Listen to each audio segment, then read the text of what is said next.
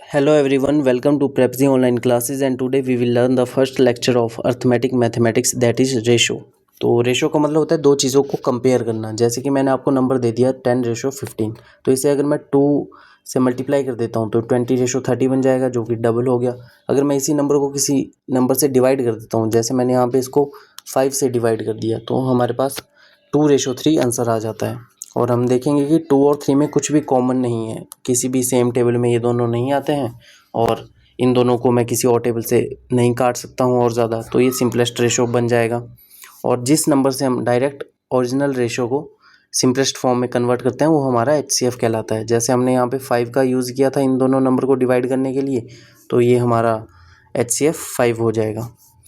तो नीचे वाले क्वेश्चन में भी आप देख सकते हैं कि 16:24 जो कि ओरिजिनल रेशो है, पहले मैंने इसको 2 से डिवाइड किया, 8:12 बन गया, फिर से मैंने 2 से डिवाइड किया, फिर से मैंने 2 से डिवाइड किया, तो लास्ट में 2:3 सिंपलेस्ट रेशो बन गया।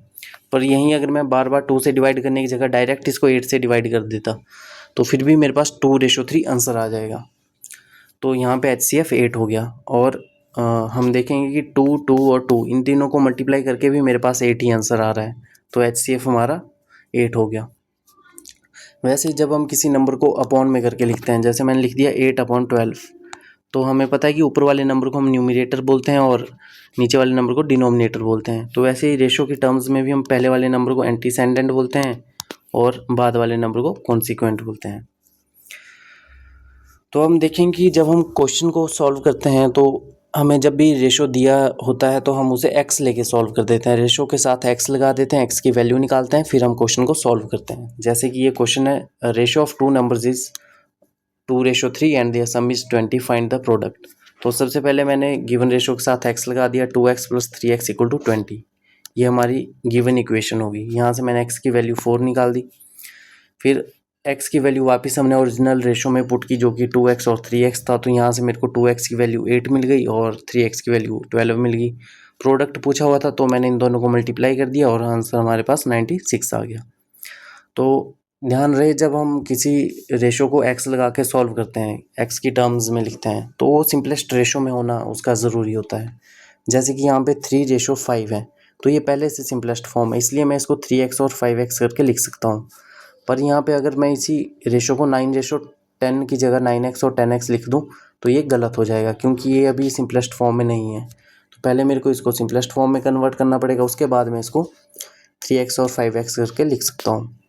और ये जो यहाँ पे x होता है ये HCF का काम करता है। जैसे हम ऊपर वाले क्वेश्चन में देखेंगे कि यहाँ पे हमारा HCF 8 था और सिंपलेस्ट रेशो हमारा 2:3 था। तो जब मैं 8 को 2 से मल्टीप्लाई करता हूँ तो मेरे पास 16 आंसर आता है, और जब मैं 8 को 3 से मल्टीप्लाई करता हूँ तो मेरे पास 24 आंसर आता है, जो कि हमारा ओरिजिनल नंबर था। तो उसी कंसेप्ट का यूज़ करके हम यहाँ पे क्वेश्चन सॉल्व करते हुए x का यूज़ करते हैं। तो एक और क्वेश्चन हम देख लेते हैं कि इफ़ नंबर्स आर 3:4, 3:4 में दो नंबर है और उनका जो स्क्वेयर है उसका स्क्वेयर है 100। स्क्वेयर का सम होना चाहिए था यहाँ पे, सम ऑफ देयर स्क्वेयर। तो 100 के बराबर है, तो हमने दोनों नंबर्स का सम निकालना है। तो फिर से हम देखेंगे कि 3:4 जो है पहले से आपका सिंपलेस्ट फॉर्म है, तो मैं इसको 3x और 4x करके लिख सकता हूँ। फिर हमें बोला हुआ कि इन दोनों का स्क्वेयर जो है 100 के बराबर आएगा, तो हमने इन दोनों नंबर का स्क्वेयर किया, 100 से इक्वेट कर दिया। यहाँ से हम x की वैल्यू निकाल देंगे, x हमारे पास 4 आ गया, x स्क्वेयर हमारे पास 4 आ गया, तो x की वैल्यू 2 आ गई।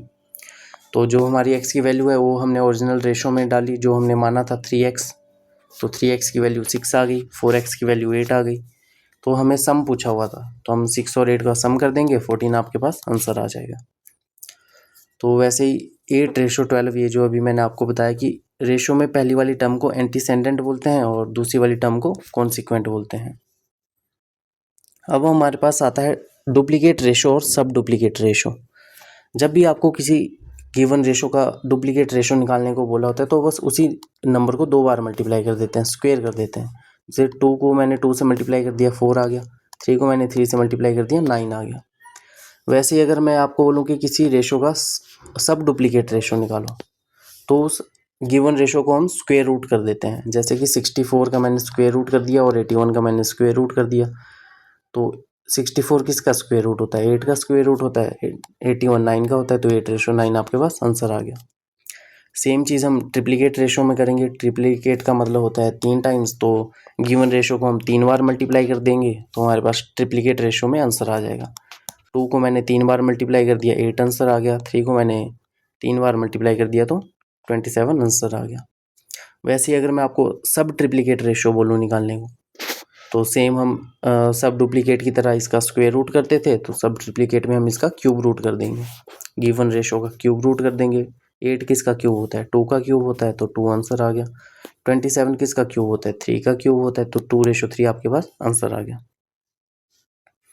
अब हम देखेंगे कि रेशो और प्रोपोर्शन में क्या डिफरेंस होता है। जब हम दो नंबर्स को कंपेयर करते हैं तो हमारे पास रेशो कहलाता है वो, और जब हम दो रेशो को आपस में कंपेयर करेंगे तो वो प्रोपोर्शन कहलाता है। जैसे कि A:B:C, इनमें मैं पहले A और B को कंपेयर कर रहा हूँ, फिर मैं B और C को कंपेयर कर रहा हूँ। तो मैं A:B:C को ऐसे भी लिख सकता हूँ, A/B = B/C। यहाँ से अगर मैं सॉल्व करूँ इस इक्वेशन को, तो B² = AC, ये हमारे पास फॉर्मूला निकल के आता है। और अगर मैं इसको आगे और ज़्यादा इलेबोरेट करूँ तो B की वैल्यू √AC हमारे पास देखने को मिलती है। तो जब भी हमें क्वेश्चन मिलेगा ऐसा A:B:C, तो पहले वाले रेशो को हम फर्स्ट प्रोपोर्शन बोलेंगे, बीच वाले रेशो को हम मीन प्रोपोर्शन बोलेंगे, और लास्ट वाले रेशो को हम थर्ड प्रोपोर्शन बोलेंगे। तो क्वेश्चन आपको इस तरह के देखने को मिलेंगे एग्जाम में कि आपको क्वेश्चन दिया हुआ है कि 8/8, फाइंड द मीन प्रोपोर्शन। तो 8 यहाँ पे पहला रेशो है, 18 आपके पास थर्ड रेशो है, और मीन प्रोपोर्शन पूछा है तो आपको B की वैल्यू निकालनी है। तो या तो हम इसे ऐसे कर सकते हैं कि हमने A/B = B/C करके लिख दिया, यहाँ से आपके पास x² की वैल्यू आ गई, x² आपके पास 12 आ गया। या तो आप इसे डायरेक्ट फॉर्मूले से कर सकते थे कि B = √AC = A की वैल्यू क्या थी आपके पास? 8 थी, और 18 की वैल्यू आपके पास क्या थी? C की वैल्यू क्या थी? 18 थी। तो यहाँ से भी आपका आंसर सेम आ जाएगा, =√144, और B की वैल्यू आपके पास 12 आ जाएगी। तो ये हमारे पास आंसर हो गया 8:12:18। एक और क्वेश्चन आप देख सकते हैं इसी टाइप का, कि आपको क्वेश्चन दिया हुआ है कि 24,48 फाइंड द फर्स्ट प्रोपोर्शन। तो ये भी फर्स्ट प्रोपोर्शन निकालने को बोला हुआ है, तो आपको A निकालना पड़ेगा, और B और C आपको गिवन है। तो या तो हम डायरेक्ट वैसे फॉर्मूले से निकाल सकते हैं जो हमने पढ़ा था कि B² = √AC, B = √AC, या तो हम इसमें डायरेक्ट वैल्यूज़ पुट कर सकते हैं, या तो हम A/B = B/C लिख सकते हैं, जो हमने पढ़ा था कि A:B होता है B/C। यहाँ पे हम वैल्यूज़ को पुट कर सकते हैं और A की वैल्यू निकाल सकते हैं। तो यहाँ से A की वैल्यू हमारे पास 12 देखने को मिल जाएगी। अब इसी क्वेश्चन को हम शॉर्टकट से भी कर सकते हैं कि हमने देखा कि हमें क्वेश्चन में क्या गिवन था, हमें A निकालना था, और सेकंड प्रोपोर्शन हमारे पास 24 था, और थर्ड हमारे पास 48 था। तो हमने देखा 24 और 48 के बीच में क्या रिलेशन है। 24 जो है डबल जब हम करेंगे तो हमारे पास 48 आ जाएगा। तो जो इन दोनों के बीच में रिलेशन लग रहा है वही रिलेशन इन दोनों के बीच में लगना चाहिए था। तो 24 किसका डबल होता है? 12 का डबल होता है, तो डायरेक्ट हम 12 भी आंसर को लिख सकते थे। वैसे ही अगर हम 3 की जगह 4 रेशो ले लें, हमें 4 रेशो गिवन होते हैं, जैसे कि 2:3 डबल सिंबल का मतलब है कि जो रिलेशन 3 और 4 के बीच में लग रहा है वही रिलेशन 2 और 6 के बीच में लगेगा। जैसे कि आप 2/6 करेंगे तब भी आपके पास 1/3 आएगा, और 6 और 2 को आप मल्टीप्लाई करेंगे तो आपके पास 12 देखने को मिल रहा है, और 4 और 3 को आप मल्टीप्लाई करेंगे तो फिर भी आपके पास 12 देखने को मिल रहा है। तो ये आपका डबल रेशो वाला सिंबल होता है, और इसे भी हम सेम तरीके से सॉल्व करते हैं। जैसे कि आपको क्वेश्चन दिया हुआ है 6, 8 और 10 आपको गिवन है, बोला है फोर्थ प्रोपोर्शन निकालो। फोर्थ प्रोपोर्शन मतलब लास्ट वाली टर्म बोला है निकालने को। तो जैसे हमने पढ़ा ऊपर कि A/B = B/C होता है जब हम लिखते हैं A:B:C। तो जब हम 4 टर्म्स ले लेते हैं A:B C:D, तो हम A/B = C/D करके जो भी हमें पूछा होता है वो उस वाली वैल्यू को निकाल सकते हैं। तो सेम हमने यहाँ से लिख दिया कि AD = BC, ये हमारा फॉर्मूला बन गया।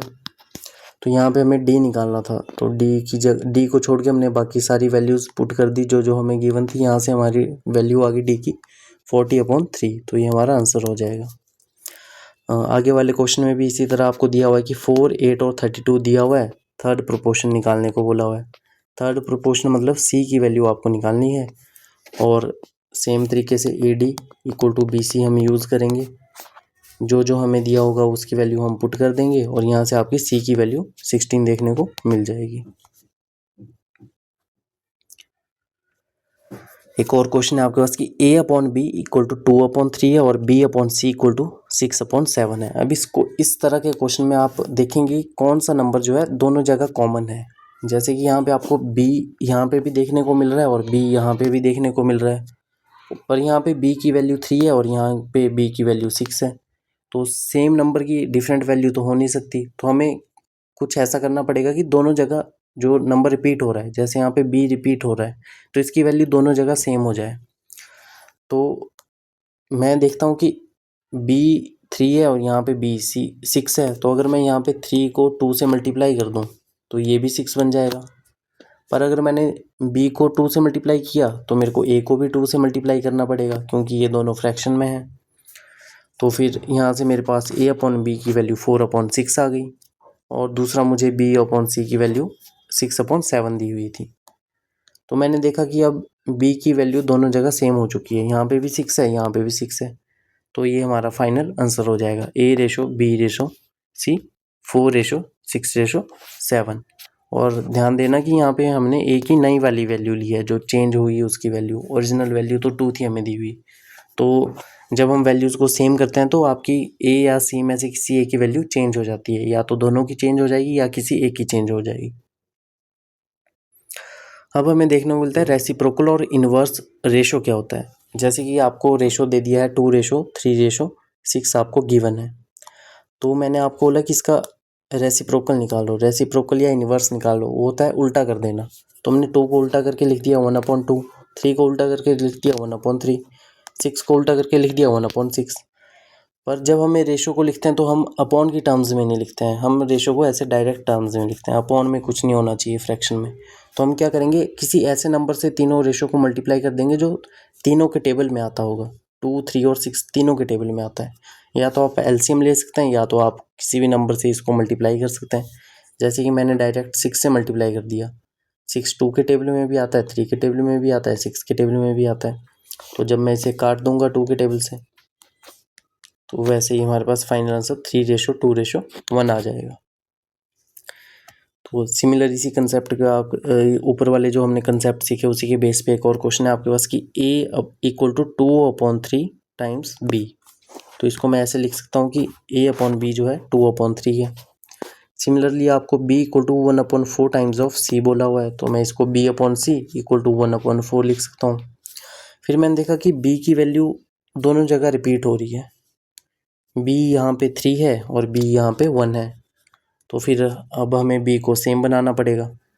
तो मैंने यहाँ पे देखा b यहाँ पे 3 है, यहाँ पे 1 है, तो अगर मैं इसको 3 से मल्टीप्लाई कर दूँ तो ये भी 3 बन जाएगा। पर अगर मैं अकेला ऊपर 3 से मल्टीप्लाई करता हूँ तो मेरे को नीचे भी 3 से मल्टीप्लाई करना पड़ेगा। तो मेरे पास फाइनल वैल्यू b/c की 3/12 आ गई। अब मैं चेक करूँगा कि b की वैल्यू क्या दोनों जगह सेम है। यहाँ पे भी 3 है, यहाँ पे भी 3 है, b की वैल्यू सेम हो गई। तो हम डायरेक्ट आंसर लिख सकते हैं कि 2 इसका आंसर ये हो जाएगा कि इसका आंसर हो जाएगा 2:3:12। यहाँ पे हमें वापस a की वैल्यू चेंज करने की ज़रूरत नहीं पड़नी थी, क्योंकि b यहाँ पे भी 3 है और b यहाँ पे भी 3 है, तो ये पहले से सेम हो गया। तो इसका आंसर 2:3:12 हो जाएगा आपके पास। सिमिलर एक और क्वेश्चन है आपके पास कि a/c equal to efficiency of a is twice than b। इसका मतलब हुआ कि a जो है वो 2 गुना है b का, और वैसे ही b is thrice of c, b जो है 3 गुना है c का। तो यहाँ से a/b आपके पास 2/1 आ गया और b/c आपके पास 3/1 आ गया। फिर मैंने फिर से देखा कि कौन रिपीट हो रहा है। मैंने देखा कि b जो है डबल जगह रिपीट हो रहा है। यहाँ पे b की वैल्यू 1 है, यहाँ पे b की वैल्यू 3 है, तो मेरे को b की वैल्यू सेम करनी पड़ेगी। तो मैंने यहाँ पे b को 3 से मल्टीप्लाई कर दिया, अगर मैं b को यहाँ पे 3 से मल्टीप्लाई करूँगा तो मेरे को ऊपर भी 3 से मल्टीप्लाई करना पड़ेगा। तो मेरे पास a/b की जो है फाइनल वैल्यू 6/3 आ गई और b/c की फाइनल वैल्यू 3/1 आ गई। तो मैंने देखा b यहाँ पे सेम हो गया, b यहाँ पे भी सेम हो गया, तो फाइनल आंसर मेरे पास 6:3:1 बन जाएगा।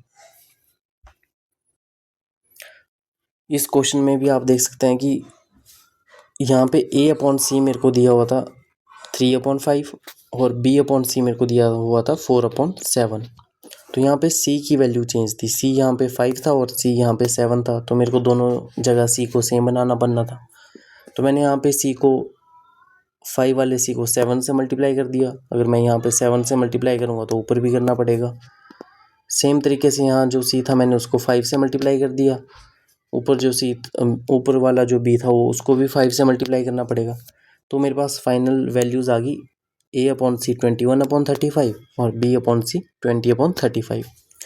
अब मैं देखता हूँ कि c की वैल्यू यहाँ पे भी सेम है, यहाँ पे भी सेम है, तो फाइनल आंसर मेरे पास 21:20:35 हो जाएगा।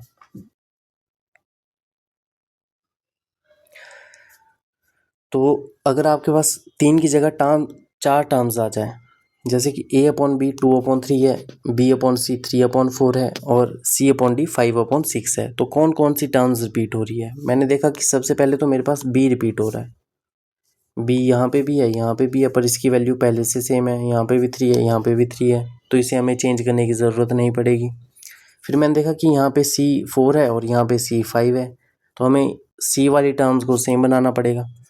तो मैंने इसको 5 से मल्टीप्लाई कर दिया, इसको मैंने 4 से मल्टीप्लाई कर दिया, तो यहाँ पे c की वैल्यू आ गई मेरे पास 20, यहाँ पे भी c की वैल्यू आ गई 20।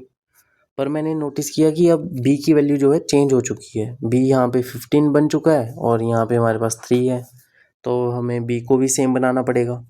तो फिर मैंने b वाली टर्म को 5 से मल्टीप्लाई कर दिया, 5 से मल्टीप्लाई कर दिया, तो फाइनली हमारे पास आंसर आ गया a/b 20/15, b/c 15/20, c/d 20/24।